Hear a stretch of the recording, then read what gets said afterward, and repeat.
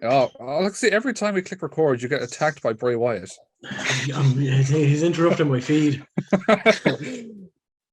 Ladies and gentlemen, welcome to another episode of the 5Marks podcast. I am your host again, Mr. Martin 115, joined by my lovely dance partner, as always, Mr. Carmo. How we doing, everybody? Glad to have you back for another week. So I think this episode is just after. I think by now the Bittersweet Josh interview has come out, and again another solid interview. But we got a little surprise for you again. It's another interview. Imagine that.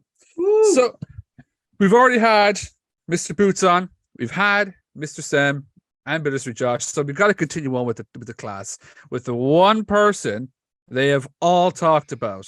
The one person. So, ladies and gentlemen, please welcome the Sculpted Cian Noonan. What's the story, lads? How are you?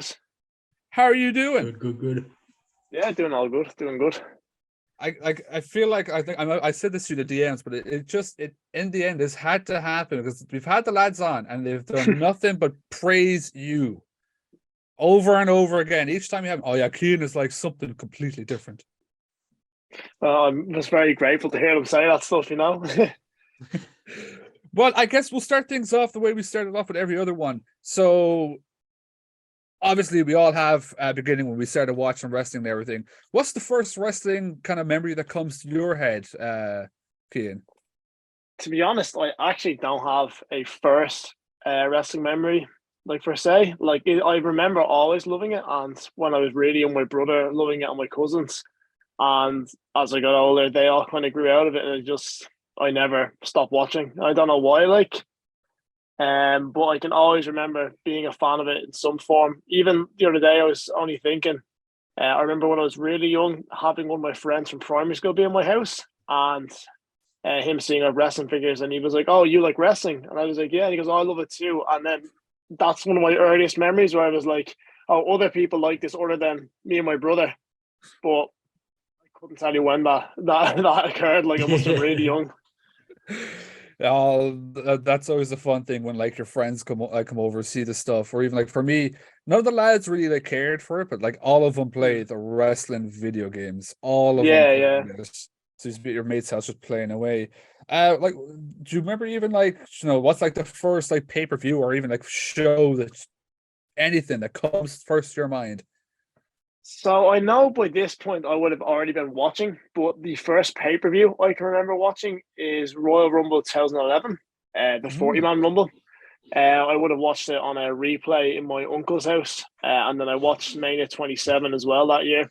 But I was already a fan by that point. I'm not sure for how long, but I know definitely they were the first two pay-per-views I watched. I can also remember, I think the first wrestling memory I formulated on my own is I remember seeing a Battle Royal on SmackDown, which Mark Henry won. And I think it's the one, he won this 40-man Battle Royal and then went on to win the World Heavyweight Championship in 2011. I remember Kofi Kingston being in the match as well.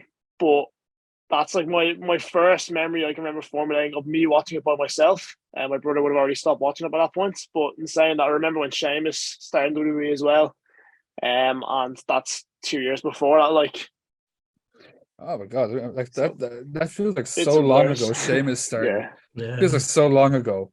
I guess next question is like, so you said you've watched like pretty much all your life, yeah? Yeah. Right now, what's the best product? Personally, in my opinion, I don't think WWE can be topped.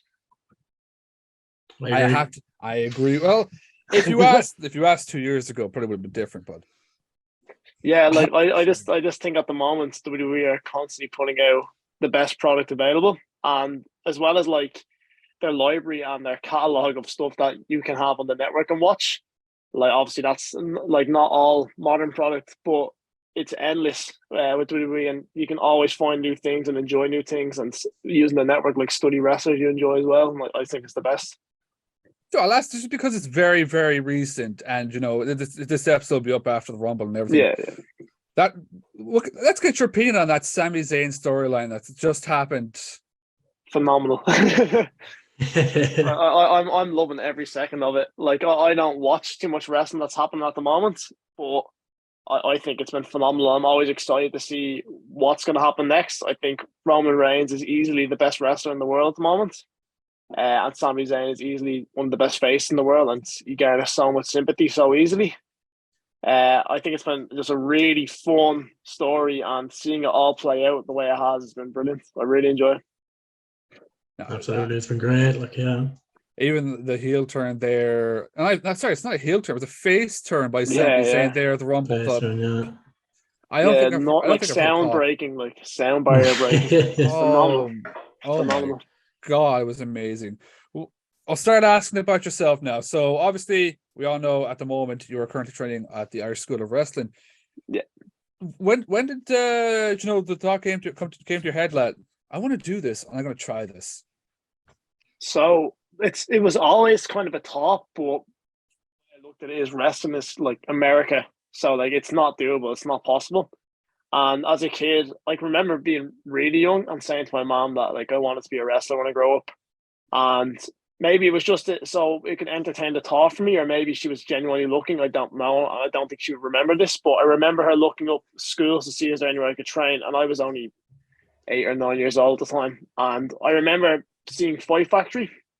So that's kind of like the first memory I have of a wrestling school. But that was like, I don't remember what they would have said at the time for age when you can start on their website. But I knew I was too young anyway, and I put the thought away. And then I went through all the school. I never really thought I could do it because again, it's just America, and I was a really small kid growing up. And I remember meeting a lad named David in like 2018. He was one of my close friends now. And when I met him, he just happened to be wearing a wrestling t-shirt the day I met him. So that's why I started talking to him. We got talking about loads of wrestling, and then we stayed in touch through social media.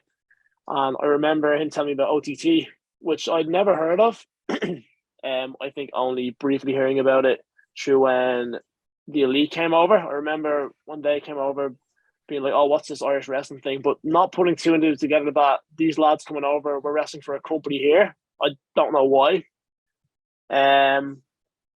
So I remember when that occurred, and he had went to a show then, and I think it's the one where, like, I know I can't really say his name, but David Starr had turned on Jordan Devlin, and he said to me, you need to come see this Irish wrestling thing that's going on. And I was like, oh, okay. So the next show he sent me tickets for had Pac on it, Walter, Ospreay, and that was Homecoming 2, which was February 2019, and I went to that one. And I don't know what I was expecting, but when I got there and walked in through the doors, the venue being so big and having so many people, it kind of clicked, and I was like, this is something different to like, say, a show with 20 people in Ireland somewhere. And I was like, there's an actual scene like in Ireland by the looks of it. And like that show was excellent, like all around top of the pop. So I really enjoyed it. And a couple of weeks went by, and I was just thinking about, I wonder if I'm able to wrestle now. Seeing like there was a scene, and I googled wrestling schools in Ireland, seeing that the School of Irish Wrestling had opened just a month previous, whatever it was, to the time. And it was a kilometer from my house at that time. So I was like, like, why wouldn't I try this? Like, it is around the corner from me. I've seen now there's a scene in Ireland. So I said when I finished my leaving, so I'd give it a try. And then we hit COVID in March 2020. I was supposed to finish school in May 2020. So I would have planned on starting that summer, and then went to lockdown. So I just sat on it for a year and a half and was waiting to start. So it's a crazy thing with the Irish wrestling scene as well, because I literally experienced exactly like you. Like back in August, I had no idea. I heard of OTT through the Finn Balor documentary with Finn being injured. He came out OTT, but never thought of it as this big thing. And then Carmo brought me to a show, and you are like, oh my God. yeah, This is like, there's a lot of people here. And then just like seeing Matt Cardona and stuff like that as well come over. We were supposed to have Eddie Kingston there. Hopefully we'll have Moxley now in a couple of weeks. But it is this weird thing where you're just like, oh my God. Like we kind of went over thinking like, this won't be like, WWE wrestling.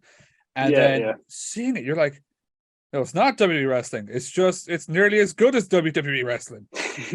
Better than WWE wrestling. Yeah, better, definitely. But it is that weird thing. So obviously we hit COVID then, and you, much like the lads, it literally just stops you on your tracks. Yeah, exactly. Throughout COVID, was that still in your mind, just like them? Oh like, yeah, I'm definitely. doing Like, this. so about 2 months before COVID hit, I had kind of realized that if I want to be a wrestler, I kind of have to start putting on muscle because I was like 60 kilos and a twig.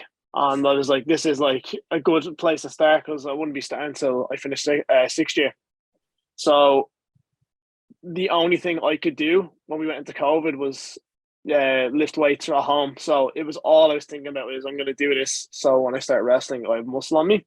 And it just pushed me more and more to want to wrestle because I was chasing something that I hadn't even had. And like just the idea and the thought of what it could be if I was able to start and where I could be if I started at that time was so it was so big to me, and trying to find a way to start wrestling in that time was so difficult, and trying to get any head start so difficult because there's no way you can really do anything. So the only thing I could do was lift weights, but it never once went in my head maybe I shouldn't do it. It was just, oh, when this ends I'm going to wrestle. And then I think a few months into COVID, Fight Factory announced they were doing beginners week, and I had applied for that and like got my payment accepted. Also, it was about to start, and when we got a week away, it was then pushed back by like another 4 months, and then a week away, and then another 4 months. So by the time it came around, on the same weekend of School of Irish Wrestling doing their open day, which I done on a Saturday, the Sunday was then Fight Factory's beginners week starting. So I done then my first 2 days between both the schools on that weekend, and that's how I started. Like, how did you find getting the start then? Like, how did you find actually getting started on actual training? And I suppose meeting the trainers that you were obviously seeing fighting OTT then as well.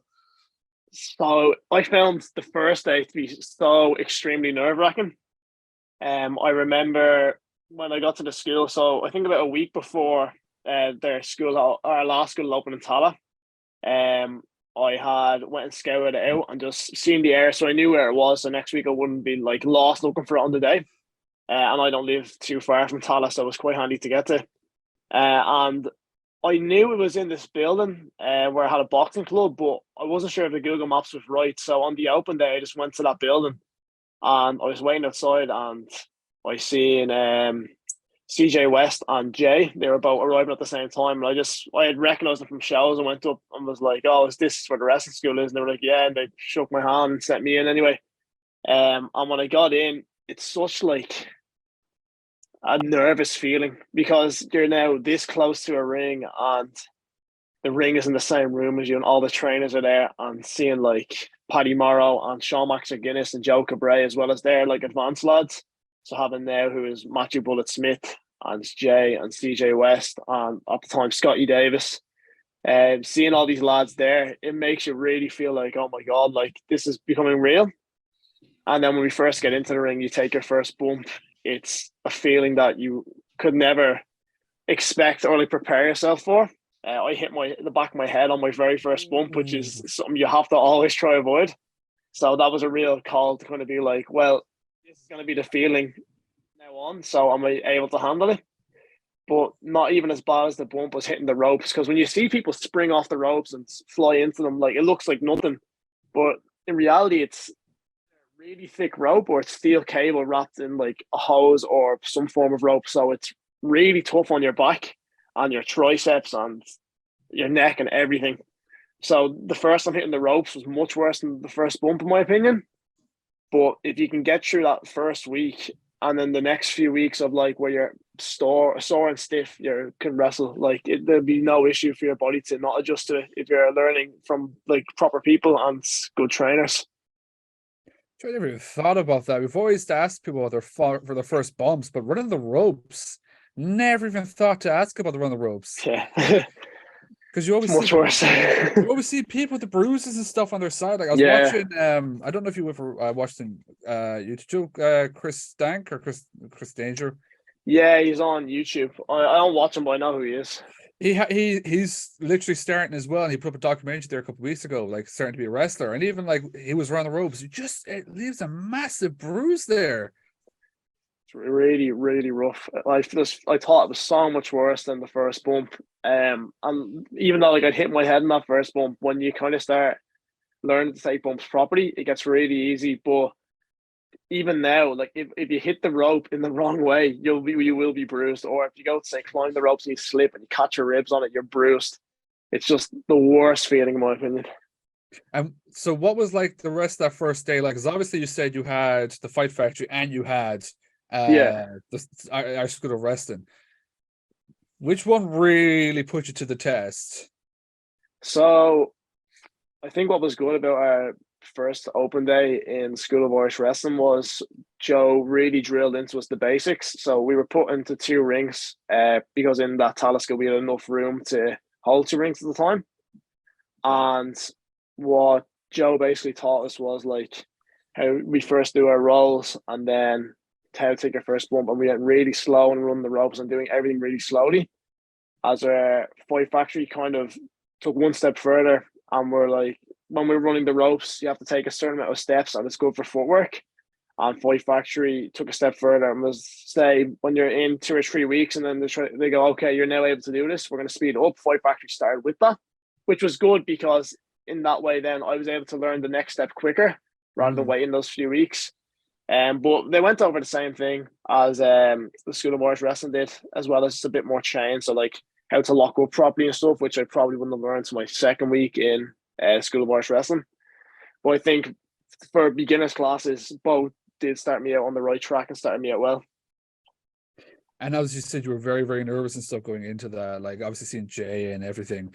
You know, did that play like a really big factor? Like, oh God, hope I can do this. I don't think there was a point where I said to myself, like, this isn't for me, or I regretted it or doubted myself. Like, it wasn't though that when I started, I felt like, oh, this was for me, or this is where I'm meant to be, or anything like that. But I did think like I am doing the right thing by being here and trying this because I'm so passionate about it. So going in, even though I was extremely nervous and the first few days and weeks were nerve-wracking, eventually you kind of start to relax when you get to know people, and the people who start with you realize these are all on the same page as me and are going to try to help me get better. I'm going to try to help them get better. And that kind of eases you in once you start making friends and stuff as well. Mr. Carmo? Yeah, I was just going to say there, speaking on Jay, obviously you kind of lead up into your first match, which I believe is at Dublin Comic Con, where you actually fought Jay. Yeah, how was the feeling for that? How was the feeling for that? Just I suppose finding out that you're going to have that match, and then I suppose coming back after that match. How was the feeling? I suppose going in and coming out. So I remember I was sitting in work and I got a text off of Joe, and Joe was asking me, "Do you have gear?" And I was like, "Yes," because I had bought some just in case that like I was ever asked. I want to have some basic gear. I said yes, and an hour goes by, he doesn't reply, and he goes, "Cool. How did you feel about wrestling Jay at Comic Con?" I remember my heart was beating in my chest. I couldn't believe it. I wasn't expecting it either, to be honest with you. I had no idea it was coming. So I was so over the moon, overjoyed about it. I think it was about 5 days away from Comic Con I found out. But then it kind of set in, and I was a bit like, oh fuck, like, I don't know if I'm gonna be able to do this. Jay is great and like a proper professional, and I'd like to consider Jay a friend of mine as well. I've made sure wrestling, so I was quite happy to have someone so talented guide me through my first match, as well as someone that I look up to in a lot of respects. I see like he wrestles a similar style to the way I wrestle, and he's a similar height to me. And the way I watch him wrestle, I try to to follow.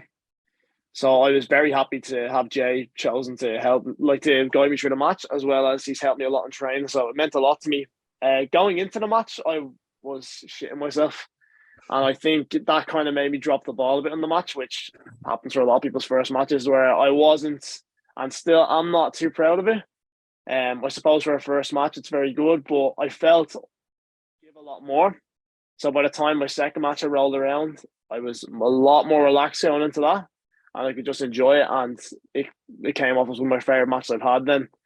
I think if I could go back and say to myself, it would just be relaxed and just like go with the flow and enjoy the match. And like I was told by CJ West in the match, or just before the match, that when I get into the ring, to take the time to take in the crowd and just enjoy the moment, because not a lot of people take in that moment when they get into the ring and be like, oh shit, I made it, I did it, which I should have given myself more time to do as well, because I was still so panicked about the match. But I did really enjoy it. I think, though, I should have just calmed down and kind of kept a cool head and not been so panicky, you know? Yeah, absolutely. But as you said, you learn from kind of your first match and Yeah, so on and so forth. definitely. And even you said there, your second match, you felt a lot more comfortable. Was that the match at the School of Irish Wrestling? Yeah, it was against Terry Thatcher. Yeah. Like I will say that, like myself and Martin and one of our other people that works on the podcast, Emmett, we were all there for that show, and like we saw you wrestle. I believe it was Terry Thatcher, wasn't it? Yeah, it was. And like it looked like you've been wrestling for the last 3 or 4 years, you know, that kind of way. Well, it didn't look like it was kind of your only second match. So to see, I suppose, the improvement to where you came from the first and second match, how did that even feel for yourself? Like, I think that match is good proof of how good Joe's training is and how good the School of Irish Wrestling training is, because it's really unmatched, I believe, in this country and in Europe. I think that match kind of showed that, like, even though it was only, I think, a month or two difference between my match with Jay, once I had that match, I was able to be shown like where stuff went wrong and how I could get better and improve it and make sure it doesn't happen again. So by the time I had my match with Terry Thatcher, I was a lot more relaxed and calm going into the match, and I really enjoyed it. Even now, like, I've had a good few more matches, fortunately, over the last 4 to 5 months, but I would call that one of, if not my favorite match. I just really enjoyed being in there with Terry Thatcher, and I really respect him, and I like his wrestling as well, and he's helped me in training before. And I was very privileged to have a match with him. And I came out just this feeling afterwards, sitting down and being completely satisfied with what I've done, and just thinking to myself, like, I felt after my first match, because I was so nervous and scared, that I dropped the ball a bit, and now this was a chance to kind of reprove myself, and I proved myself then. I was able to sit down and go, I'm so overwhelmingly happy with how that went. And I couldn't have asked for like a better second match, so I was just overjoyed at that point. Like, absolutely, yeah, which was very, very good. And I suppose coming in after that, this is only going to be one of the last match questions that I kind of asked. But after that, you head into Dublin, Belfast Comic Con, where you teamed with LJ Cleary, who's obviously that's my third match. Yeah, who's obviously one of the best wrestlers in the Irish scene. Yeah, I would agree. And one of the trainers, obviously, at School of Irish Wrestling. How was it teaming with him, and also just watching him so close, just to be able to learn for yourself? I would say he is brilliant at giving feedback and being able to help you with stuff. Like, anytime I've trouble with something, I know if I go to him, he's going to be able to give me good advice and good feedback on anything I've done. And takes the time, if I send them my match I've had and say, hey, could you give this a look and give me some feedback on it, he'll always take the time to watch it and point out every detail he's noticed. And I really appreciate that. Getting the team with him was a great feeling, because I really like LJ Cleary, and I've always watched his stuff through OTT, and I just enjoy him all around as a wrestler and a person. He was able to make me feel safe in the ring and really help guide me through everything. Sorry, my voice is getting quite you're good. For that match, I think my favorite part of it, to be honest, was I got to wrestle Josh for the first time, who I've wrestled now like 5 or 6 times in the last few months. But I really enjoy working with Josh, and it was a great feeling to be able to wrestle one of your best friends. As someone that, like, I started out on the first day, and seeing him start to get his first matches, and I started to get my first matches, and I believe this was both our third match. You know, such a brilliant feeling to be able to wrestle him and share the ring with him. And I just have very positive memories of that match because of that. Absolutely, yeah. So out of the 3 matches, which match would you say that you learned the most for yourself? Like, would it be team with LJ, maybe learning from Terry Thatcher, or just... I'd say either the first or the third. I think the first, because, again, when I felt like it could have went better for myself, that was a real wake-up call, and that made the second match so much better for me, because I had learned so much in that time. As where I think the match with LJ Cleary was a real wake-up call to trying to keep fans engaged and kind of help as we would say in wrestling, work a crowd, which I'm not going to delve too much into. But that was a wake-up call to be like, it's hard to get people to take interest and take note of what you're doing. And seeing how good and natural he is at it, because obviously he's been wrestling nearly 10 years. As where I was still so new, I was like, there's a big difference between me and him there. What can I do to make that better? And he was able to help me with that as well. Like, I mean, as well, like it's a wealth of knowledge. You get to go into a match with him and learn, how to put what to put together, how to do this, how to do that. yeah, definitely. Literally the like MVP of Irish wrestling. But obviously, we've mentioned it with the lads. We mentioned it with yourself as well. Your group that you come up with, Josh, Sam, obviously Noah, and Nathan and stuff. Oh my God, you're the biggest supporters of each other. It's amazing to see because, like we say it with the lads, we said to the lads, like it's not often like you see something really, really positive in wrestling. Like the wrestling business, it can be at times a terrible place, but just to see the support that you guys have, because obviously you've all trained together, you've all come up together, and just the support and that you have for each other is absolutely amazing to see. Yeah, it's really like it really makes me happy, to be honest. I've managed to make some of my best friends out of wrestling, which I never thought about too much going in, because obviously like I didn't know any of these people before I started training, so I would have never thought about them like going into it. Once I got to meet them, then we all started opening up, become great friends. Like I found with specifically there's two lads named Luke and Jacob who haven't got on shows yet, but we've gotten really close with them. But as with the lads on shows, we're always trying to push each other and make each other better and sending each other our matches and helping each other with every idea we have and pitching to each other. So I have like Nathan and Noah and Josh and Ilya, Dara Trulock, so T1D, Andrea, and I'm afraid I'm forgetting someone's name, but we all help each other a lot and help each other grow. I think for myself, me, Andrea, and Josh have our own little group that we're so close with each other because we got to start our first match on the same weekend. With fair play to Josh, him finding out on the weekend he was wrestling Omari and then pulling out probably the best match between the three of us, having an excellent first match. And then later on, obviously, Noah, T1D, and someone else I can't think of, Nathan, sorry, had their first match together. I would find out with these lads as well, like my best chemistry definitely comes with Dara and Josh, where in training, I just click with them on anything I have an idea about or they have an idea about that we can try. I just click and they're so easy to work with, and I cannot wait to work with specifically Dara in future. Because I think we mix really well together and we're really close friends. I really love that everyone is being so supportive of each other, and that we're all able to come to each other with anything, and now we're going to get support and help with no matter what it is. Sorry for rambling a bit there, but just you're great. Like we're quite happy.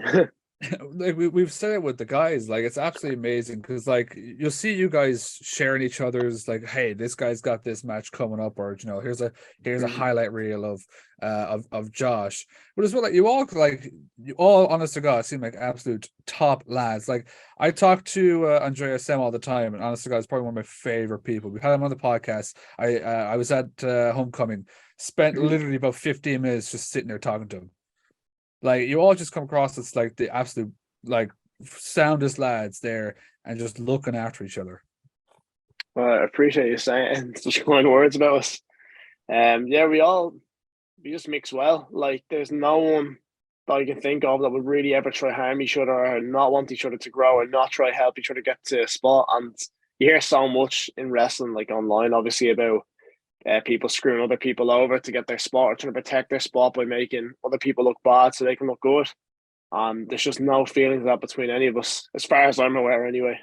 But I wouldn't think any of them would think that way either. Like, so it's just a great feeling to have people who are always going to support and help you and have your back, and also come up with you in the scene. Because I do hope one day that if I become an OTT mainstay or get to a bigger promotion OTT in the future, that I can have some of these lads come up with me as well, because we are always going to have each other's back. Like, 100%. I mean, before anything happens, the one match I want to see on OTT is yourself and Josh, because if they're all sounding Very excited amazing, for it. if the chemistry's there, it has to happen.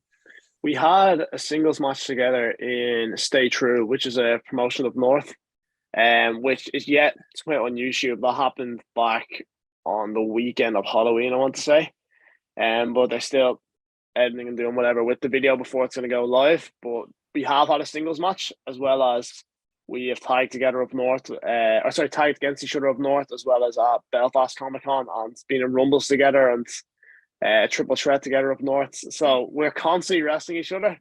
I don't really know how we've managed to wrestle each other so many times in such a short period of time.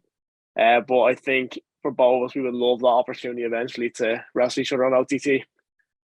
Must be like the next level for us. Like it as you said, it will be the next level, and it'll be an absolute sight to see. Now, I hope I'm not going to push this next one up, but I think like you won your first championship in wrestling, which was the 365 24/7 Open Challenge title. What, like, you've won a title? What was that like?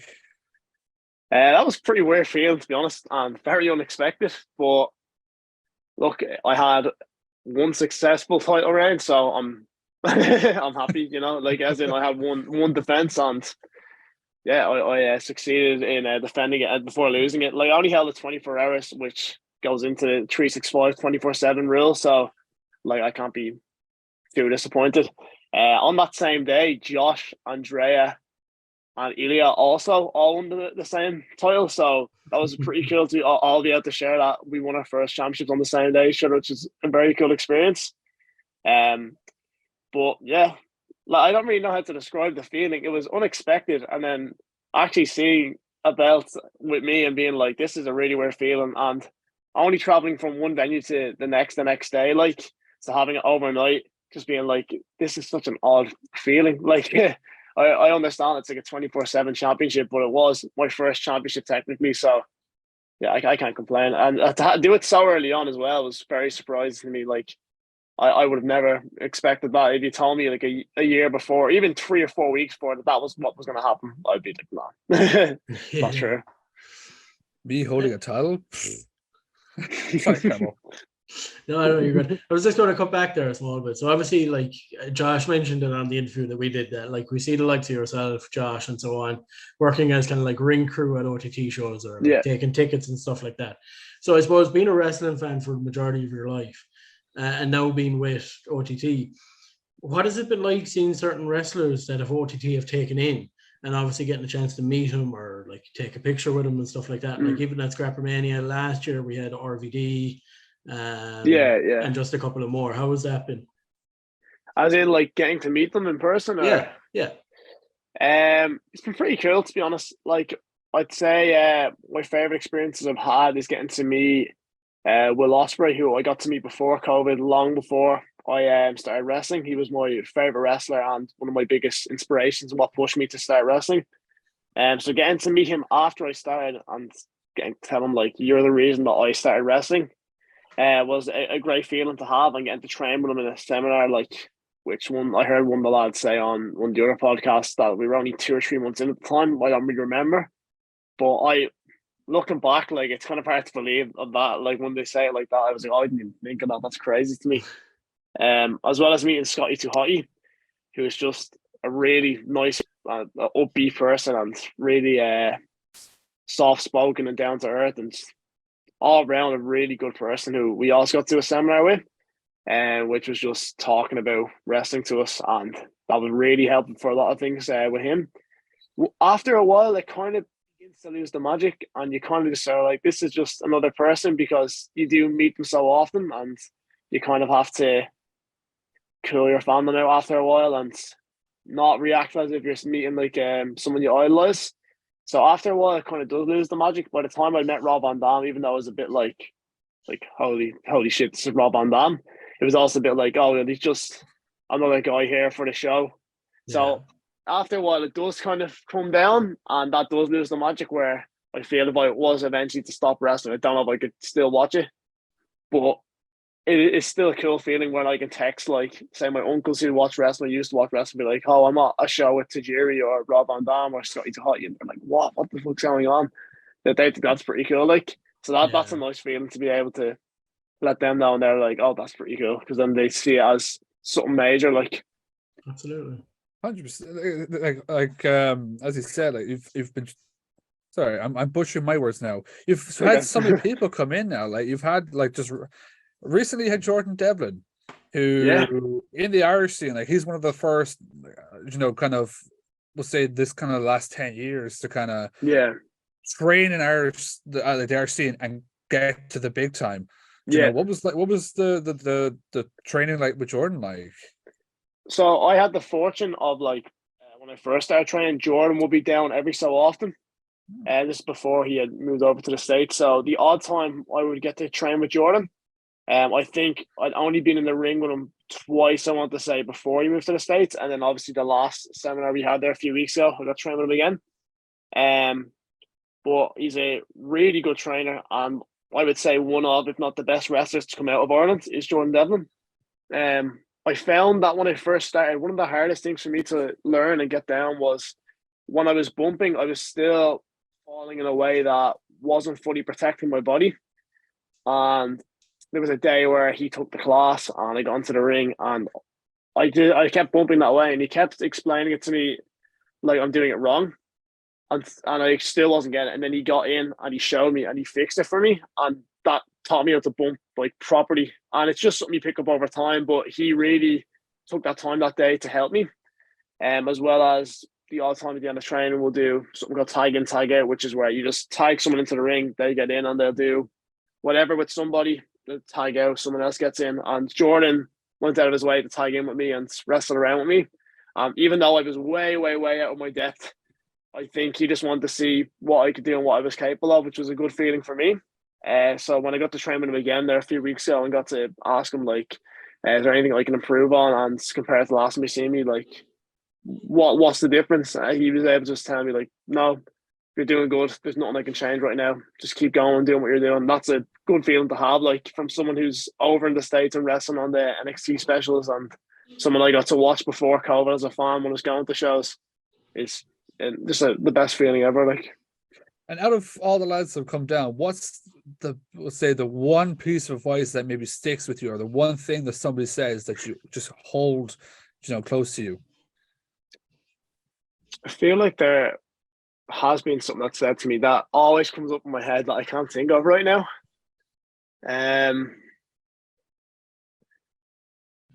Is this just coming from seminars or just training in general?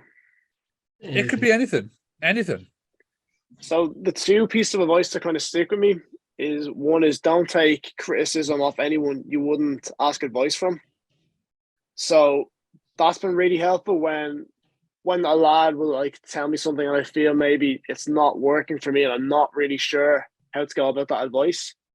That if I wouldn't take this advice from them, then I'm not going to take the criticism, because there will be times where people come to you and be like, "Oh, that was grand. We should do this instead." But this person might know what they're talking about. The same way right now, I'm still so new that I mightn't really know what I'm speaking about.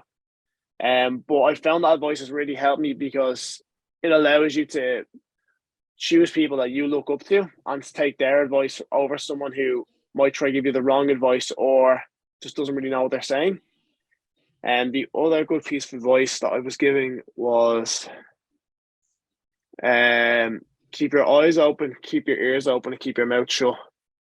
Because wrestling's all about respect. And it wasn't said to me in a way of like said something wrong or had annoyed somebody, but it was just someone had passed on a voice that was given to them to me, and it stuck.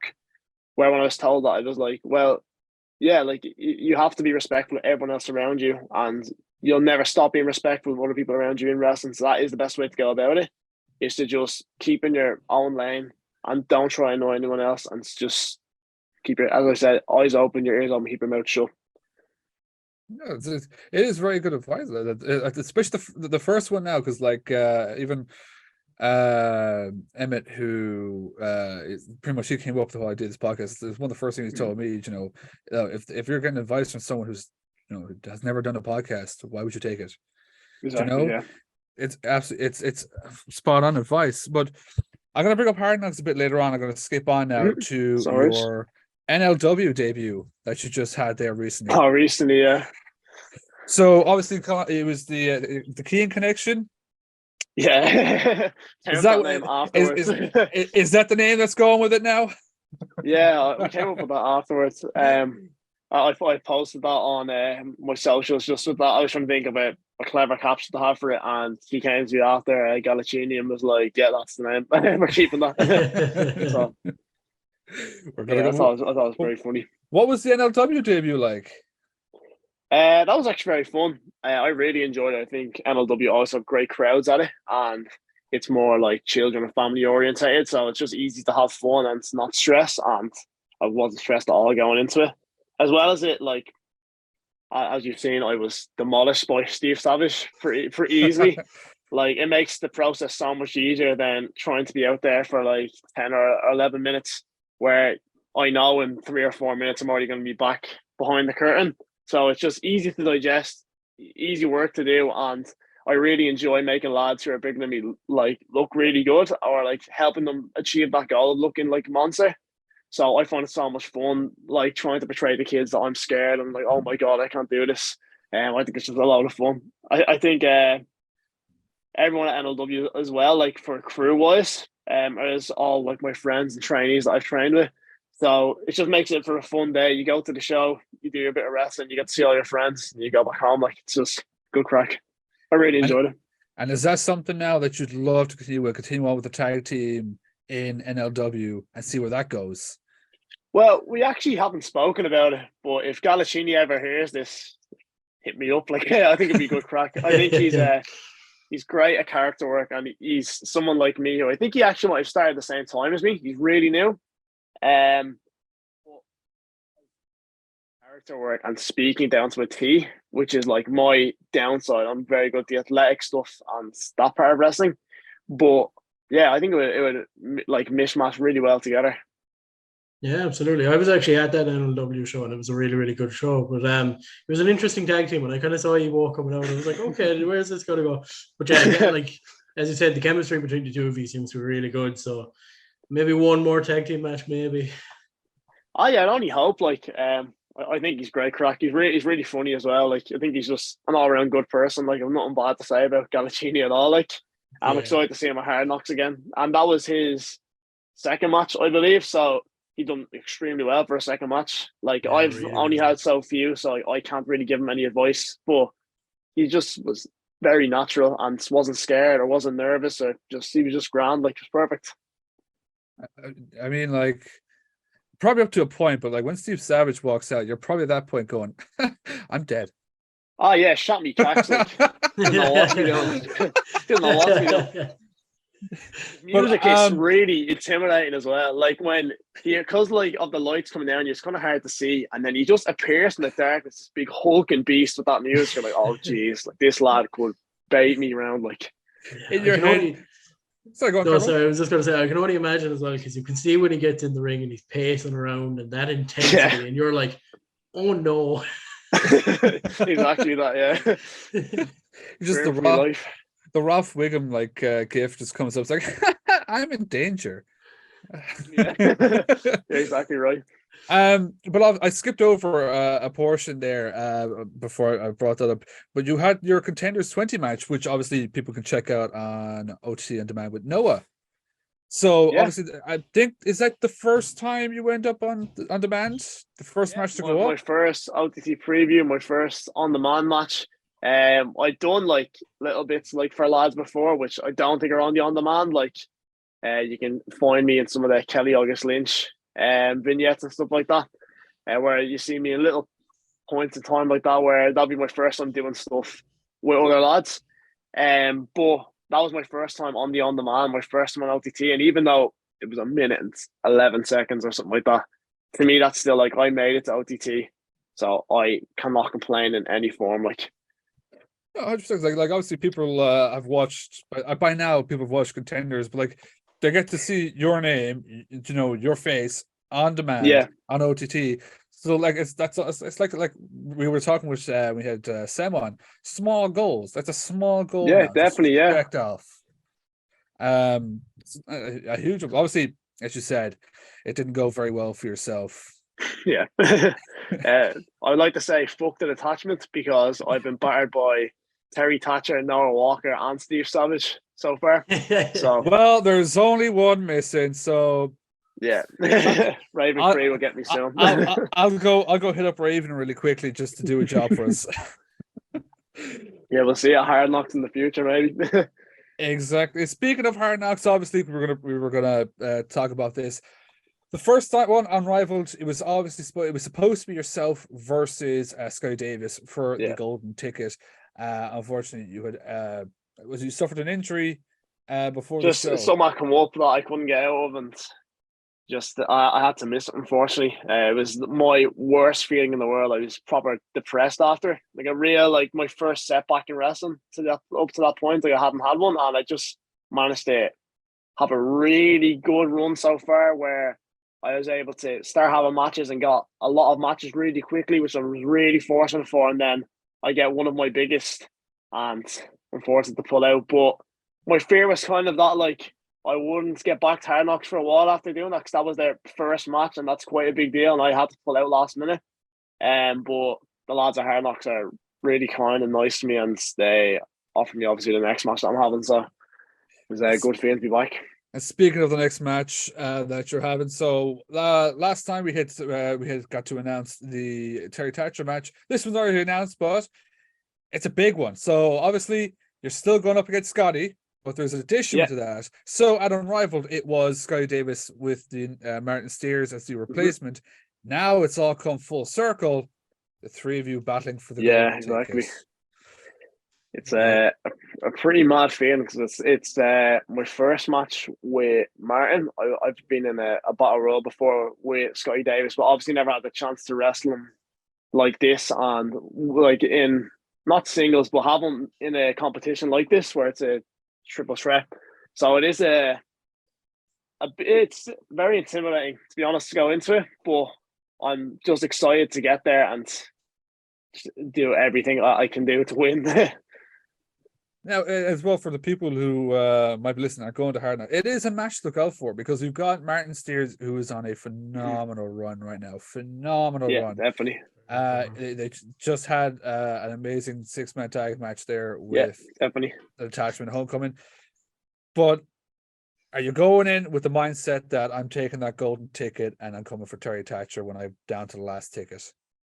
Yeah, definitely. Even a while ago on Twitter, I don't remember the kind of what's the word? The context that I came in, but I think Terry had asked about or had teased having whatever his next match was, and I kind of tweeted him being like maybe round 2 for us, and he's told me I've had my chance and I want to prove to him that that wasn't my only chance. If I get this golden ticket, I'll be coming for him, and I'm hoping to win that belt, and that's my goal in mind. So if I have to run through both Martin and Scotty Davis, it'll be done. It'll be 100%. And as I said to you, absolute good luck on that match. We'll be there to see that. That's one of the huge matches I'm looking forward to now. I think it's next Sunday, isn't it? Obviously, with the time obviously the time of it coming out, it's this Sunday. So two people go. If you haven't already, book a ticket to go to Dolan's. Hard Knocks on Rival was amazing. Unbroken will be even damn better, and you get to see Mr. Cian Noonan. Hopefully, take you will do. 100%. Carmo, do you something you want to add on to the Hard Knocks? No, as you said, just come along. Tickets are like 20 quid. You know that kind of way. We've been promoting this already. It's a great show, especially if you're local. You're coming from up the country, whatever it is. Come down, you're getting a good show. As I said, we get to see Mr. Cian Noonan in what I expect to be match of the night. I reckon the 3 people that are involved in this match are going to knock it out of the park. And I fully expect it to be match of the night.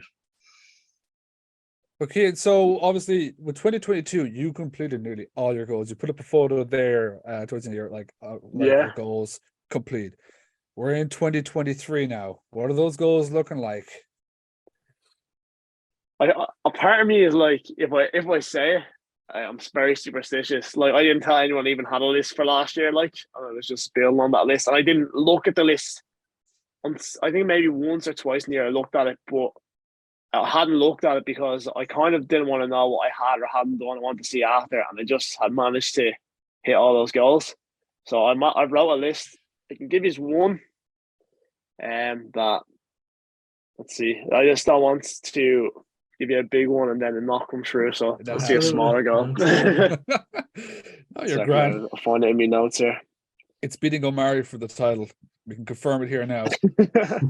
Well, there is one similar to it there. I'm hoping to win a second championship at some point, and maybe this year have the opportunity to win a second championship.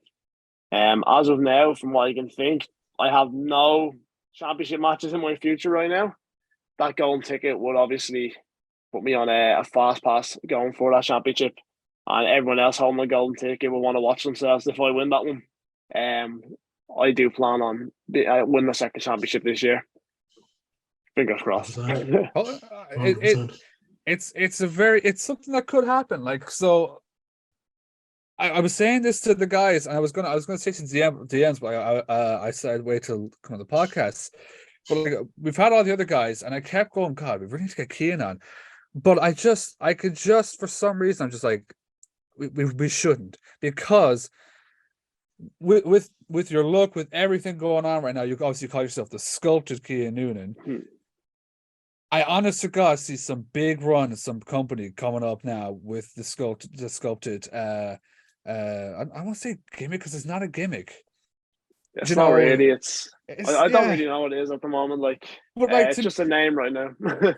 like I was saying to the lads in the group chat, like, it's something that if you like run with that, you'd be the biggest. You could be the biggest heel, an asshole, or you could be the biggest face, kind of using it to your benefit. But it's almost like you could slowly but surely turn yourself into like the Irish, like Chris Masters, not like doing the stuff he could do, but like kind of like see that and go, right, how can I like make myself a dickhead? How can I make myself a dickhead and make all these people fucking hate me? Because I was saying to the lads, like, I'll have to wait. And then I was just like, when I was messaging you, I was like, nah, get him on now. And when it happens, I could just be like, I saw it first. None of you all saw it. I saw it first. We'll take all the credit. It's okay. It's fine. Yeah, you guys take the credit. but I do see like 2023 being a very, very good year for yourself now. I honest to God see that taking off and something big in your future, because the lads. I really hope so. The lads have praised the hell out of you, saying you're one of the standout of the group. You've got Hard Knocks coming up, so who knows? There could be a championship now in the next 11 months. I'd hope so. Like obviously, I think setting up goals could also set you up for failure. But as again, Andrea said on the other podcast, that there's always little goals, and you should always appreciate little goals. So, like from my first in wrestling being just to get in the ring, that was my first ever goal, to where I've gotten to now. Like I think having bigger goals is something that you can like strive to try to get to. Like I don't think you should look at it as a dream. If you look at it as a goal, it means you're going to tick it off your list. If it's a dream, it's not achievable. So, 100%. Could have said it better. Could not have said it better. But obviously, we talked about now what you hope to win.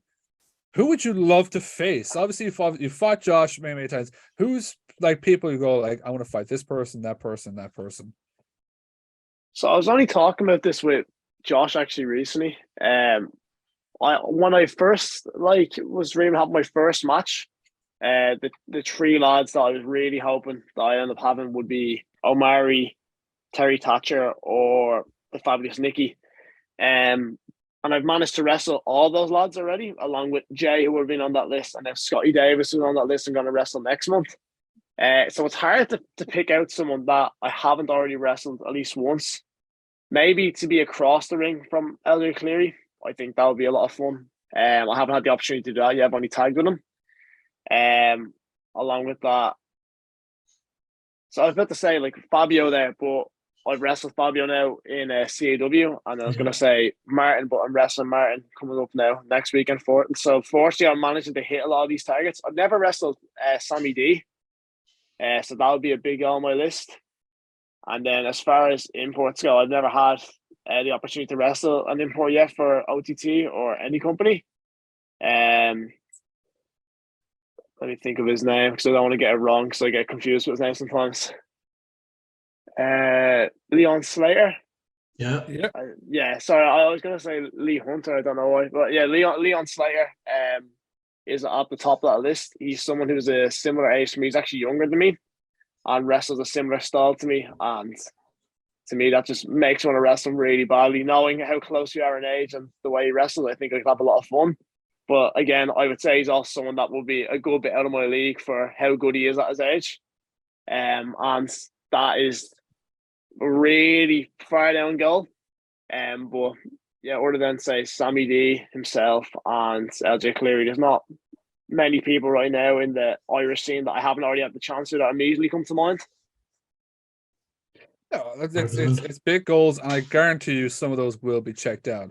I could probably say, probably it's the Sammy match would be absolutely off the chart. I know he says LJ is the best in Ireland, but to me, it's Sammy. Like, what a heel! What an absolute asshole! Top dog. But 2023 is going to look absolutely phenomenal for you. It's just a Hard Knocks coming up now next week, the Golden Ticket Tournament. We wish you luck on that one. But thank you very much. Thank you so much for coming on the podcast today. Thank you very much for having me, guys. I really enjoyed it. Absolutely, it's been great. Now, obviously, we'll let you have some final words as well. But is there any socials that you want to plug or anything like that? So yeah, you can find me on Twitter and Instagram at Noonan Wrestler. And I do post a bit on TikTok under the same handle as well, but it's very infrequent. But other than that, there's no social really plug. I just want to tell you all to get down to Hard Knocks next Sunday on February 12th.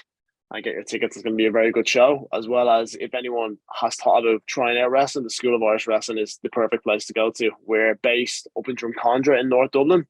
It's an excellent school, excellent facilities, and excellent trainer. So I really recommend anyone who's looking to start training to get down. Perfect way to end this. Yeah. So, Cian, again, thank you so much for coming on the podcast. We'll be very respectful of your time now. I can tell you now, we'll definitely have you on again when I'm right and I can rub it in their faces that Cian's become a dickhead now and is in character. So thank you so much for coming on. Brilliant. Thank you very much for having me, guys. So, Carmo, I love to do this to you. Yeah, I get to finish that off. That's the point. Cian, again, thank you so much. We can't wait to see you at Hard Knocks, and best of luck. But for now, we are officially ding, ding, done. I love making him do that outro to you guys.